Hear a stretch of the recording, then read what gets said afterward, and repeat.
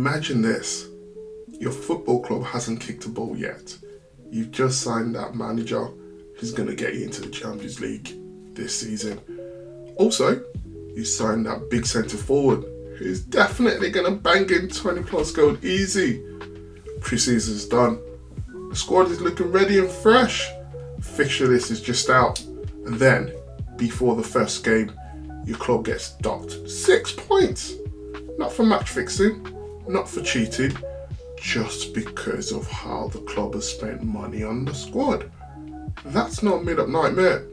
This is an actual thing that could happen under the Premier League's brand new financial rules, which kicks in this season, 2026-2027. The old rules called PSR, they're done, they're buried, they're dead.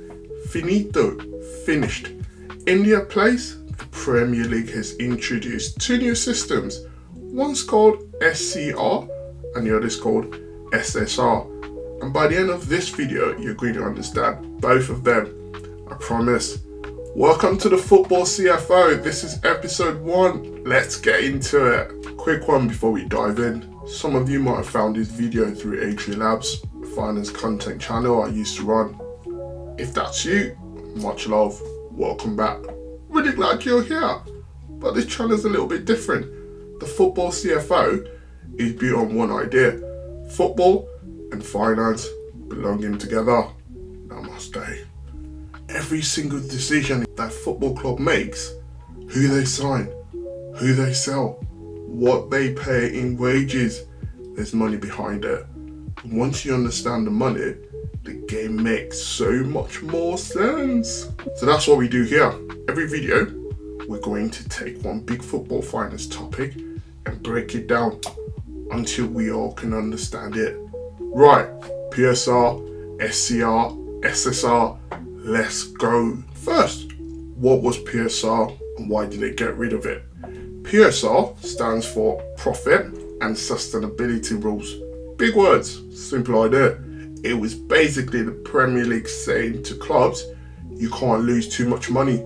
Specifically, you couldn't lose more than 105 million over 3 seasons combined. Sounds reasonable. The problem, it looked at everything.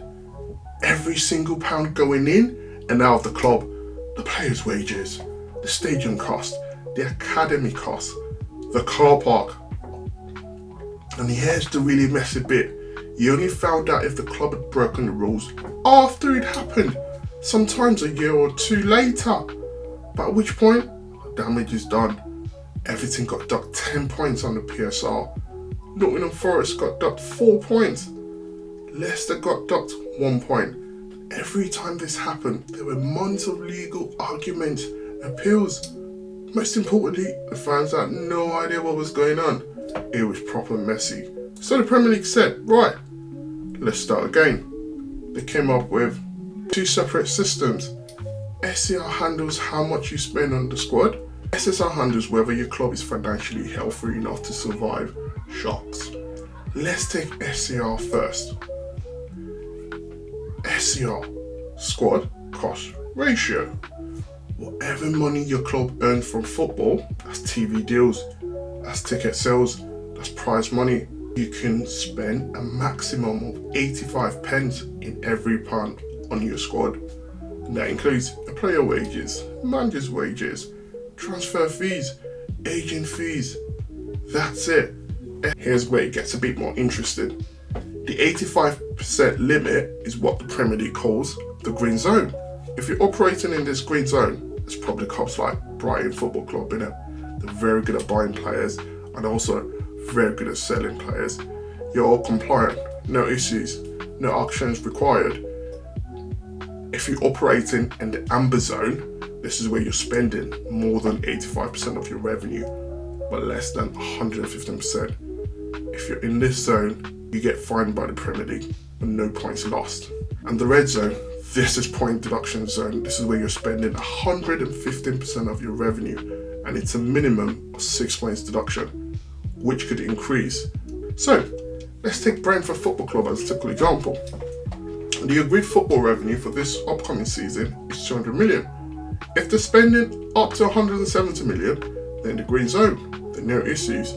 But if they're spending between 170 million and 230 million, they're in the amber zone and they're subject to fines from the Premier League. Finally, if they're spending above 230 million, that's the red zone and they'll be subject to a fine to a minimum of 6 points. The big difference for PSR is clubs know their limit before the start of the season. There's no nasty surprises.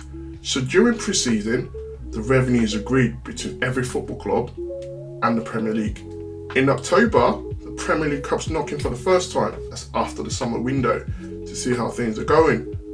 And then they're back again, 1st of March, after the winter window. And then finally, at the end of the season, when there's a final confirmation being done. So over the course of the season, every football club knows where they stand, and also the points deduction for those that are in the red zone are issued during the actual season.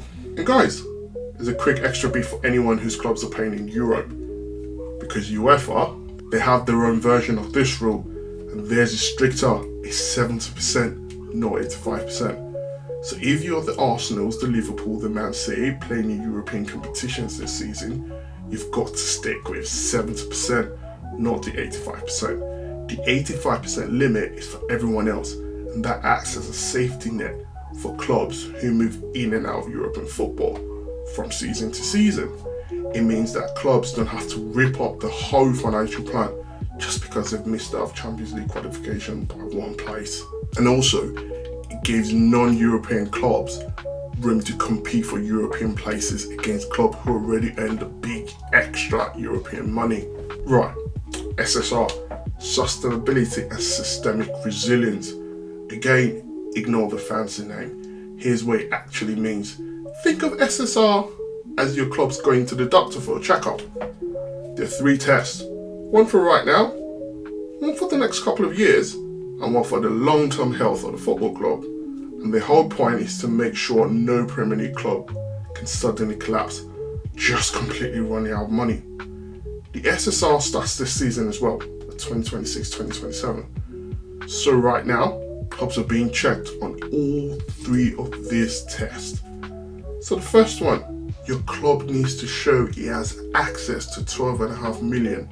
And what counts towards that 12.5 million is cash they have in the bank, any credit available they can draw on, and money you would definitely receive within 28 days. So in practice, how could this work? We take Leeds United. They have 8 million in the bank and 6 million of undrawn credit facility. So in total, for the first month, they have 14 million. That's a pass above the 12 million floor. If there's no credit available and it's just the 8 million they have, that's a fail. The Premier League requires a business plan. Test 2 is big one for most clubs. The Premier League is basically asking, what if the worst happened? What if your club got relegated tomorrow and suddenly you lost £85 million in TV money, in prize money, and all the stuff that comes to being in the Premier League? The test runs your finances through that scenario. After the hit, do you still have positive finances? If yes, you pass, you're all good, you're chilling, no problems with the Premier League. Here's something clever about the test. It also takes into account 40% of your player's market value so that you could sell to raise money. So, let's take for example, your club has cash and liquid assets of 25 million. They have a squad with a market value of 100 million. That's 40% of that is 40 million. That counts towards it. And then the money you owe is 35 million. And then you apply that 85 million shock. What are you left with? You must be left with a minimum of 0. And in this scenario I've got, it's minus 55 million. That's a fail. That's not subject to an automatic punishment. The club must submit a plan of how they will recover it, either by selling players or by finding new investments for your football club. Test 3 is about the long term, and this looks at the total debt a club is carrying versus the value of what it owns. The rule says your debt cannot be more than 90% of your assets right now, and that drops 85% next season and drops further to 80% the following season. In plain English, if everything your club owns is worth 500 million, you can't owe more than 450 million right now. That limit gets tighter every year.